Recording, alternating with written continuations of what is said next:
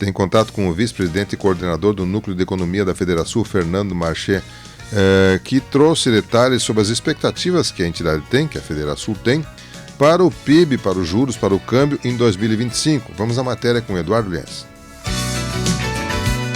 A Federação apresentou o seu balanço do ano e as suas expectativas para a economia no próximo 2025.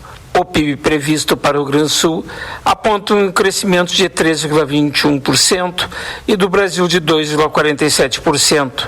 Já o IPCA é estimado em 5,12%, com uma Selic de 15,75% e o câmbio em R$ 6,00.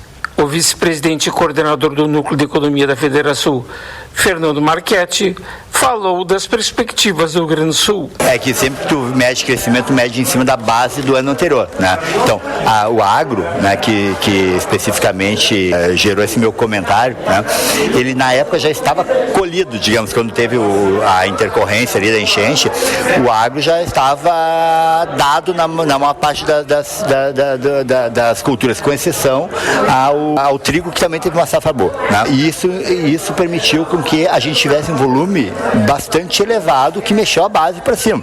Então, quando a gente projeta 4% de alta, que é o caso do agro, no caso, em cima de uma base de 25%, que foi o que cresceu ano passado, é porque a base é muito elevada, né? Então, não é que eu esteja crescendo menos que ano passado, é que a minha base já ficou bem melhor, o que é, aliás, um resultado bastante positivo. Mas, de novo, assim, a conjugação esse ano é um pouco diferente. Se estima, então, essa normalização na climática, quer dizer, não ter nenhuma intercorrência, não ter chuva demais, nem seca no verão, né? Se conseguir colher bem a principal safra, que é a safra de verão. E essa safra de verão, ela deve melhorar bastante a renda do produtor, né? Da cadeia como todo, mas do produtor em si. Por quê? Porque o preço, com o dólar nesse patamar, o preço que cai na mão dele é significativo. Antes a gente estava com o dólar mais baixo e o preço internacional baixo. O preço está baixo ainda internacional, não se recuperou tanto, mas o dólar compensa uma parte desse preço internacional menor. Então ele tem maior renda. Então ele recupera parte da sua alavancagem ao longo desses últimos anos, ele paga as suas contas, paga suas dívidas, volta a poder investir, né?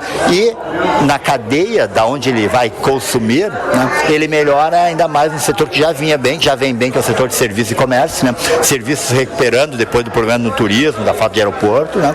E o comércio que já andou bem, provavelmente vai ter mais um ano bom, porque no paralelo ao agro, eu continuo tendo bastante emprego na economia, então a renda, a massa salarial dessa pessoa que está empregada formalmente, com os canais de crédito abertos, mesmo com juro mais alto, mas o indivíduo tomando crédito, acessando o crédito, e isso se adiciona a massa salarial, eu potencializo a capacidade de consumo dessas famílias, né?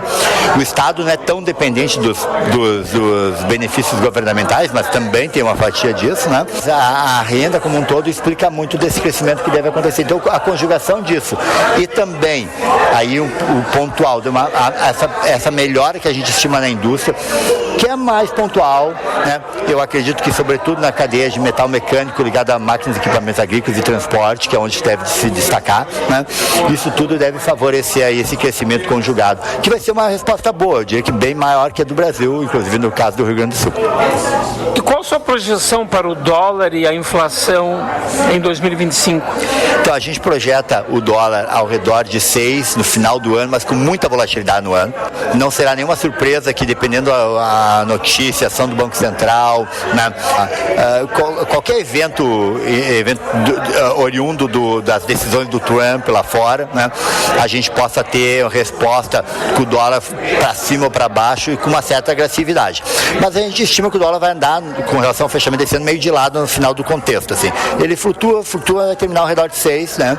Mas na projeção a gente chegou a espichar um pouco a banda, porque esse 6 ele considera uma ação do Banco Central adequada àquilo que for necessário no seu papel de controlar a política monetária. Se ele descuidar nisso, a gente pode ter um dólar tendo um overshooting, passando muito bem disso, né?